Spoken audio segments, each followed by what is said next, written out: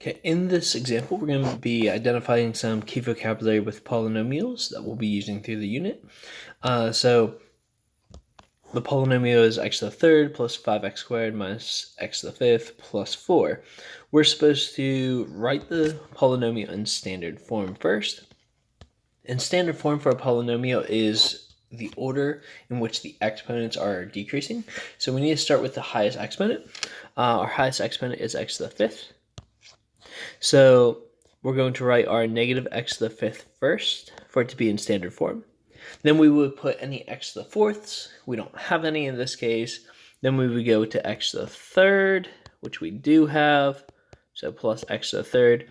Make sure you keep the operations based on the signs. Then we go to this x squared, and we do have x squared. So plus 5x squared. Then we would go to x to the first, but we don't have any x to the first. So lastly, we just bring down the plus 4.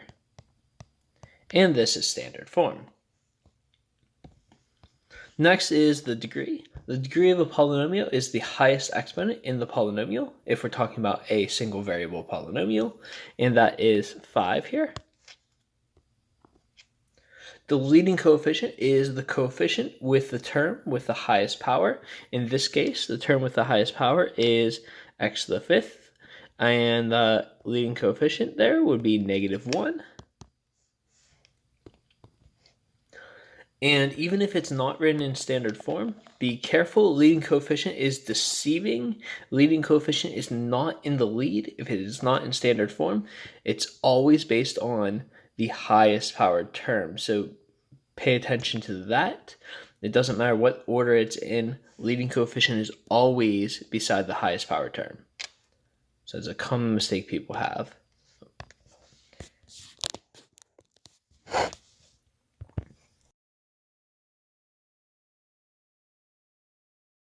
Okay, and here we have another one. We're going to be using a polynomial to do a couple things. So the first thing we're going to do is write it in standard form. So we need the highest exponent, which apparently is x to the third. So we're going to write 6x to the third first. Then we're going to look for x squareds, and we do have an x to the second. So plus 5x squared. Then we're going to look for x to the first, and we do have one at the end. So plus 2x. And then lastly, the term without the variable, -7. The degree of the polynomial is next. The degree is the highest exponent in a polynomial if we're talking about a single variable polynomial. So the degree here is 3 because that is the highest exponent. And the leading coefficient is the coefficient with the highest powered term. So if our degree is 3, that's our highest powered term. Then the leading coefficient will be the coefficient beside it, whether you're looking at the original or in standard form. So the leading coefficient is 6. Okay, the next part of the lesson involves combining like terms, and we should probably take a look quickly about what like terms are before doing that. So just some examples of like versus not like. So like terms are terms with the same variables and the same exponents. For example, 5x squared and 3x squared are like terms. But 4x and 7x squared are not like terms because they have the same variable, but they don't have the same exponent. As well as 5x and -2y. They're the same exponent, but they don't have the same variable. So those are some examples of not like terms. But we're going to also be doing multiple variable expressions as well. So just a reminder how that might look is like terms must have exactly the same variables with exactly the same exponents.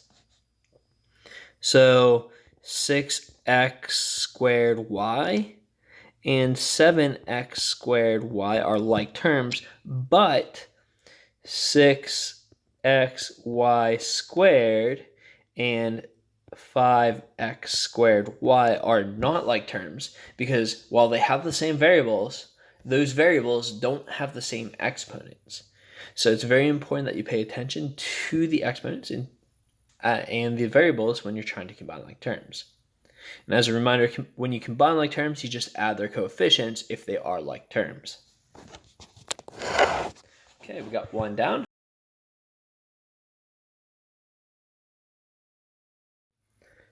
Okay, in this video, we're going to be adding the polynomials 6x to the third plus 4x plus x squared minus 7 and 2x to the third minus 8x squared plus 3.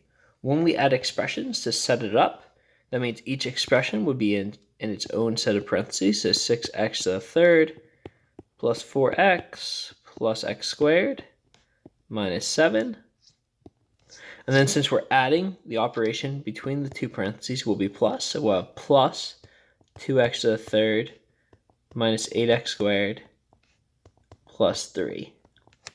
When you're adding and subtracting polynomials, you just ignore parentheses and combine like terms. And since this polynomial is in one variable, I'm going to try to write it in standard form as I do this. So I'm just going to look for the highest exponent and then start combining like terms from that. So the highest exponent looks to be x to the third. So I have an x to the third here and also here. And just ignore the parentheses here and combine like terms because this is addition. So 6x to the third and 2x to the third make 8x to the third. Now we're going to look for x squareds. I see an x squared here, which this is technically 1x squared if you forget about the implied numbers. And then we have a negative 8x squared. So 1 minus 8 is negative 7x squared. And then we're going to go to the x terms. So we have a 4x and no other x's. So plus 4x. And then lastly, we have the minus 7, which can combine with the other number without a variable, the 3. So negative 7 plus 3 is negative 4. And there we have it.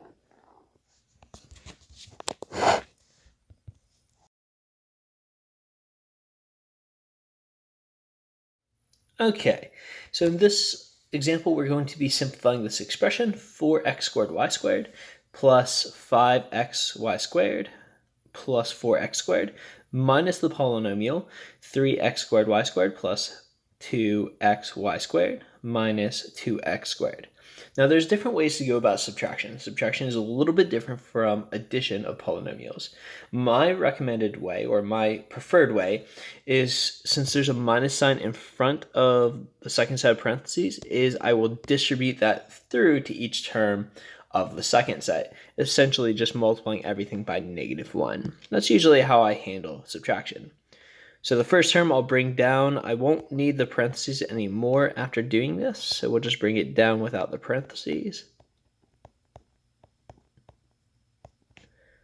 As you're doing this, it's very easy to mess something up just because there's a lot of small pieces that you have to rewrite whenever there's multiple variables like this.